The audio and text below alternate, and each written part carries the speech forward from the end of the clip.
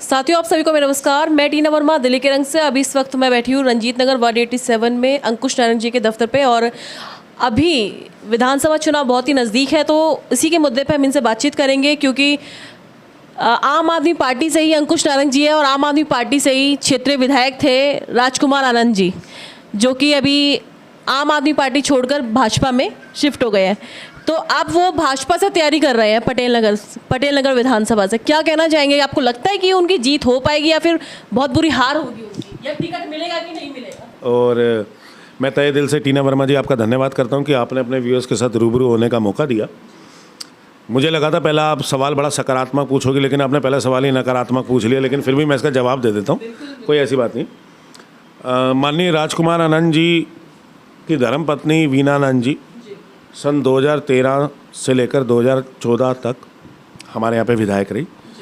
सरकार में केजरीवाल साहब ने इस्तीफ़ा दे दिया और पहली बार चुनाव लड़े थे। उनका कोई राजनीतिक परिवार नहीं था, कोई राजनीति से कोई लेना देना नहीं था, ना कभी राजकुमार आनंद ने ना कभी वीना आनंद ने चुनाव लड़ा था।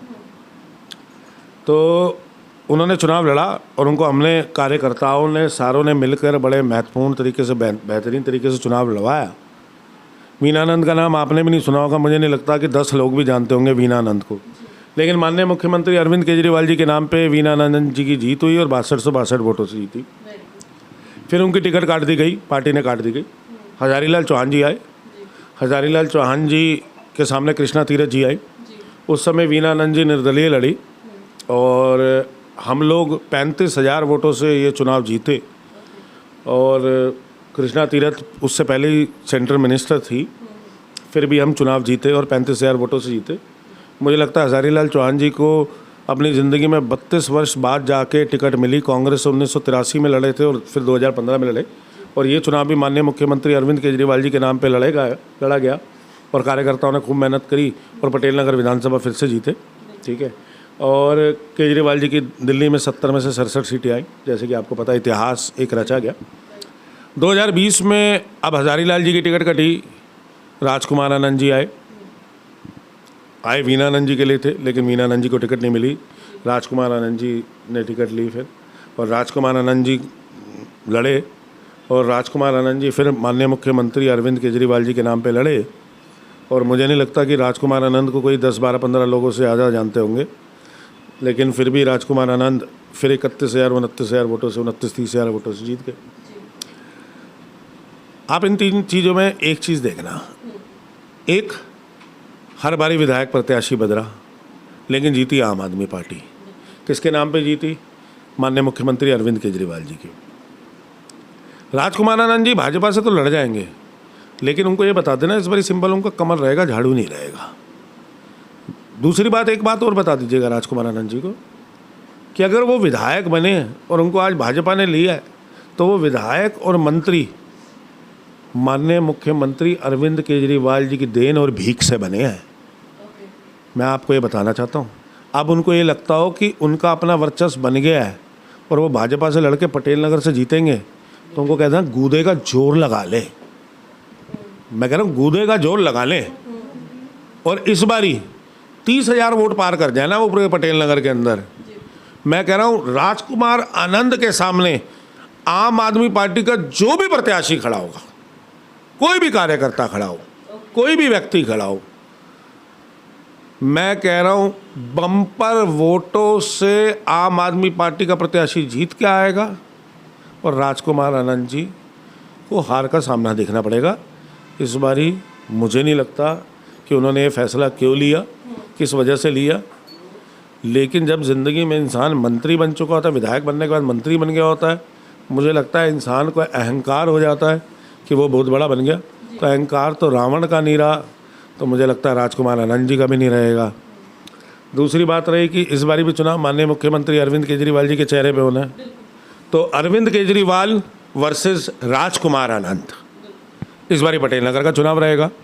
अरविंद केजरीवाल का चेहरा देख लेंगे कि महत्वपूर्ण है या राजकुमार आनंद का।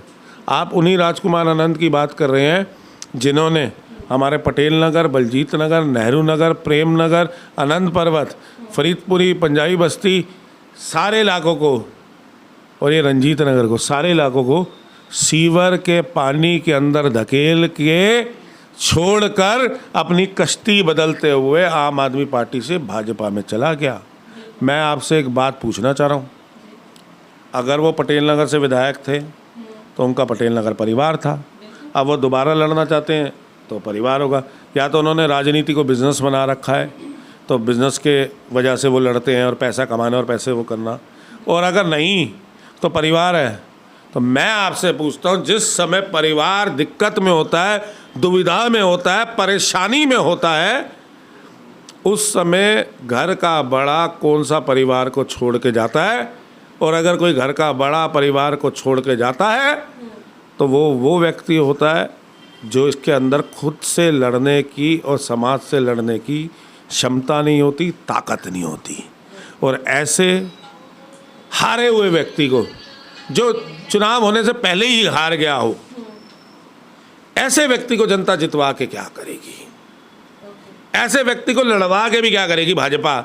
मुझे समझ नहीं आ रहा। अगर राजकुमार आनंद को वो आम आदमी पार्टी से आए, मैं उदाहरण दे रहा हूँ, आम आदमी पार्टी से आने के बाद, लड़ने के बाद अगर वो चुनाव आज भाजपा से लड़ रहे हैं तो उस भाजपा के मूलभूत कार्यकर्ता का क्या होगा जो इतने सालों से सपना संजो रहा है कि आने वाले चुनाव में मैं लड़ूंगा? उन व्यक्तियों का क्या होगा जो पूर्व में चुनाव लड़ चुके हैं भाजपा से और अब सोच रहे हैं कि मैंने चुनाव लड़ना है दोबारा से? उन व्यक्तियों का क्या होगा जो भाजपा का झंडा इतने सालों से लेकर घूम रहे हैं, माननीय प्रधानमंत्री नरेंद्र मोदी जी के नारे को बुलंद कर रहे हैं, देश के अंदर उनकी बार बार सरकार बनवा रहे हैं और 7 की 7 सीटें भाजपा को एमपी में, लोकसभा में जितवा रहे हैं? उन लोगों का क्या होगा? मैं तो ये सोच में हूं, अगर राजकुमार आनंद जैसे दल बदलू लोग आते रहेंगे, ऐसा ना हो कल को राजकुमार आनंद फिर हारने के बाद फिर आम आदमी पार्टी में खड़ा हो और आपकी टिकट देके आप अपने कार्यकर्ताओं को निराश कर दो। तो मैं तो भाजपा से भी दरख्वास्त करता हूं, आपकी राष्ट्रीय पार्टी है, मैं तो कहूँगा अंतर्राष्ट्रीय पार्टी कहते हो आप अपनी पार्टी को, और कहते हो आपका तो पूरे विश्व में वर्चस्व है, तो विश्व में वर्चस्व है तो आपको एक ऐसे व्यक्ति को लड़वाने की क्या जरूरत जो आम आदमी पार्टी का भगोड़ा हो। अच्छा, एक सवाल और आपसे पूछना चाहूँगी कि ऐसी बातें चल रही है कि अरविंद केजरीवाल जी जेल में थे, अब जेल से बाहर आए हैं, उन्होंने मुख्यमंत्री का पद से इस्तीफा भी दे दिया है, आतिशी जी बन गई है मुख्यमंत्री। क्या इससे चुनाव पर असर पड़ेगा? मुझे लगता है कि माननीय मुख्यमंत्री अरविंद केजरीवाल जी को दिल्ली की जनता दोबारा से मुख्यमंत्री की कुर्सी पर बिठाना चाहती है। मैं आज आप इससे एक बात पूछ रहा हूँ, आप बड़े साल से राजनीति को कवर कर रही हो, मैं आपसे एक बात जानना चाहता हूँ, क्या आपने कभी देखा है कि कोई, मैं कह रहा हूँ सरपंच या कोई पंच अपनी कुर्सी छोड़कर किसी और को दे दे? ऐसा तो कोई नहीं देखा मैंने।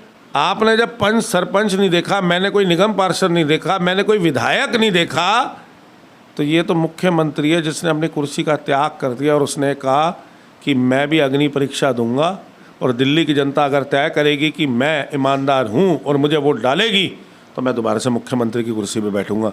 ये वो व्यक्ति है जो अपने परिवार के अंदर ही परीक्षा देने को राजी है। और एक आपने राजकुमार आनंद की बात करी, एक वो व्यक्ति है जो परिवार को ही छोड़ के भाग गया और दूसरे परिवार में जाके खड़ा हो गया और सामने से यहाँ पे तमाशा देख रहा है और अपने ही परिवार पे टिप्पणी दे रहा है। 4 साल मैं उनसे पूछना चाहता हूँ, वो कह रहे हैं यहाँ पर बड़ी नाइंसाफ़ी थी, तुम जब मंत्री थे, मंत्री बनने के बाद तुमने क्या क्या अहम फैसले लिए, क्या क्या फाइलें प्रोसीड करी, कौन कौन सी फाइलें भेजी? सीनियर सिटीजन पेंशन तो लगी नहीं। मैं आपको बता देता हूँ राजकुमार आनंद ने क्या किया। पानी जो उसके यहाँ कभी वो ला ही नहीं पाता था, सीवर जो उससे साफ ही नहीं हुआ करते थे, राशन कार्ड जो वो नए बनवा ही नहीं पा रहा, खुद मंत्रियों के सीनियर सिटीजन पेंशन नहीं शुरू करवा पाया। बैठ के अगर आधार कार्ड की स्टैंप ही लगानी थी उसने और सिर्फ आधार कार्ड के फॉर्म ही साइन करने थे और वो भी अपनी धर्मपत्नी को बिठा के करना था या अपने चेले चपाटों को करना था। इसके लिए अगर आप विधायक बनाते हो तो दोबारा से राजकुमार आनंद को बना देना।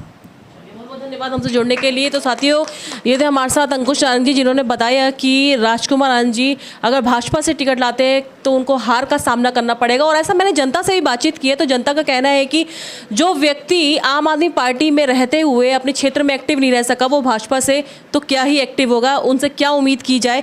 तो इसलिए इस बार अगर राजकुमार आनंद जी को चाहे चाहे भाजपा से टिकट मिले, चाहे वो निर्दलीय लड़े, तो हार तो उनकी पक्की है, ऐसा सभी का कहना है, जनता का भी। और फिलहाल अंकुश नारायण जी ने भी हमें बता दिया। साथ ही और भी नई खबरों के लिए हमारे साथ जुड़े रहें। नमस्कार, जय हिंद, जय भारत।